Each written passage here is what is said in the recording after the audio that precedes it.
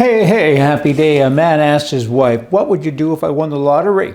She replied, "I'd take half the money and I'd leave you." "Great," he said. "I just won $12. Here's $6. Stay in touch." Cute. Canada, there's a lot of talk about separation. Separation is kind of an interesting topic. I mean, usually that's kind of the I don't know, foreplay to divorce, right? I mean, we're going to separate for a while and see how it works out. And if we get back together, that's okay, blah, blah, blah. But I think in this case, when it comes to countries, when you separate, that means you really have separated and you're going to have a new name and a new country, okay? Western Canada, they say they're not treated fairly, and I kind of get that. You know what? It's similar to a family who lives in a house and the man speaks French and the woman speaks English. The woman does all the work and the man makes all the decisions, right? Takes all of her money and he does what he wants with it. He drinks too much and he spends it, and she has no say. One night she says, "I want to go to a movie." "Okay, let's go to a movie." "I want to go to this one." "No, we're going to go to mine," right? He has all of the control. So eventually you look around and say, "I've been doing this for 150 years. I've got no say. Whatever he does with my money," and by the way, he's also mad at me for working. He says, "Don't do that, but yet keep giving me money." Kind of sounds like Alberta, doesn't it? You can't have oil anymore, but you have to still give me money. You have to support me, but you can't do it that way. It makes no sense, but that is how they swing, these left-wing people. So eventually the woman says, "I'm going to leave now. I'm going to pack up and I'm going to go." Get over the wedding vows. Get packing. Leave that scamp. He's a bully. He's an idiot. Western Canadians, you all got to listen up, right? And there's more. There is more. He will beg you to stay. He's been doing that for 150 years. "Please don't leave. Please don't leave. I'll threaten you." They do it all, right? He will promise to treat you better. But if that crap is true, then I'm a farmer because I smell manure. I mean, it's just not true. They say, "Elect me and I'll treat you better," but that's not enough. You need to have senators. You need to have some equalization somewhere. You need to have some input.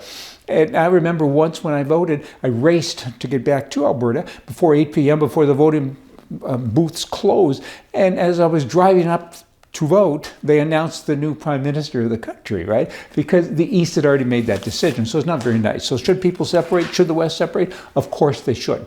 Y'all don't get along. You fight and you have no say in what goes on in your house. And when you have no say what goes on in your house, maybe you should move to another house. Just saying. In this day of a constant name changing to satisfy special interest groups and the politically correct, crazy people, I suggest that the name Trans-Canada Highway be changed as well. Because I think that you're insulting, those gender people, the transgenders. I mean, it's offensive that people drive over top of them. A road that's named after them, I think is hurtful. I think we need to change the name. Trans-Canada Highway's got to be named something else. Why don't you email us some names? And of course, we'll forward them to the federal government and say, "Why don't you change the name now?" Good idea. Hey, Johnny Carson show. I watched it the other night. It was 1975. Whoa. I can hardly say that. I kind of feel like I was in a time warp. But it was interesting stuff. And he had Ronald Reagan on his show. And he said some good stuff, Ronald Reagan. He said this about the budget. Balancing the budget is like protecting your virtue. You have to say no. Cute. People look to the government for a solution, but government actually is the problem. If the government took a long vacation, they would not be missed. It's still true today. He was good. Ronald Reagan was really good. I named one of my kids after him, as a matter of fact. Putin in Russia, he's a happy guy these days. He says, I'm reading the fake news, and it says that Joe Biden is going to be elected president. Boy, oh boy, he shares our communist views. Won't that be nice? We can only hope that doesn't happen. In Canada, there's a girl. Can't use her real name. I have her real name. Can't use it. We're going to call her Cassandra.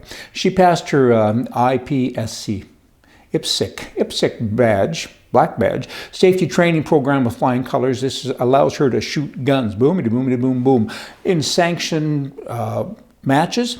And she's a full-fledged member, and she was so happy and she's so proud. Young girl. And she said, I have this sport and I love it. It just took a few days, though, after she got this badge.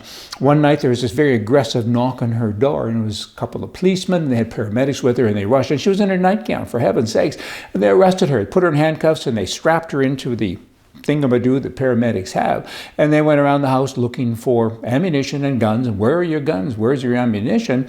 Why? What is going on? Well, what happened that Cassandra's ex-husband, in an attempt at revenge, made a false report to police that Cassandra was struggling with depression and severe mental health issues and had firearms in the house, and she was unsafe.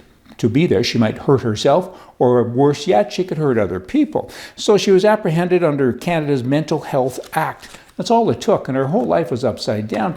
However, the good news is she was a member for $95 a year, $85 if you're a member of the CSSA, $95 a year for the membership with, I'll get it, firearmlegaldefense.com, and they pay all of your lawyer's fees and all the retainers and everything. You don't have to do anything except call them. A lawyer came in and helped her, and she got off. She won. Now they're looking at ways to go after the husband because he's the crazy one. I mean, what a terrible story, but all of her legal expenses and everything were handled as said, so that's a good side of the story. Mental health. The real mental health is a big deal.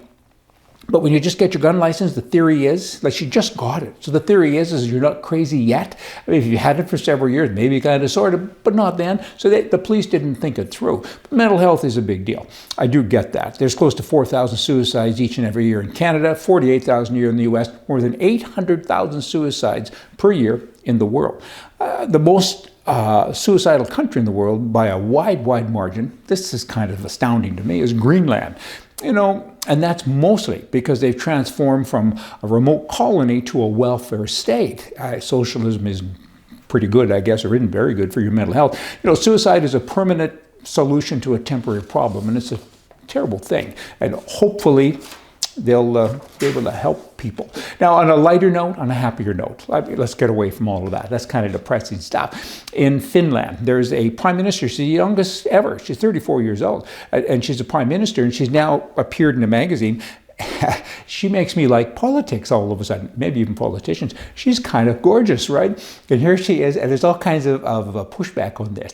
Interestingly enough, the men are saying, how dare you dress like that? And the women are saying that's okay. I guess the equivalent of that would be a man that was prime minister having being bare-chested, no shirt, and wearing a sports jacket. Don't picture me like that. I'm an old guy. But you know what? And people have asked me, what do you think? I think she's very pretty. Hey, you have a pretty good time yourself, and y'all come back here tomorrow. We're going to more for you from the right. See ya. I don't know where she's at in terms of her political stuff. I got to read up on her. I got stuck with the pretty stuff, and I didn't go further than that. I guess I will someday. And I also like her name, Santa. My grandmother was also a Scandinavian, and her first name was Santa. Come back.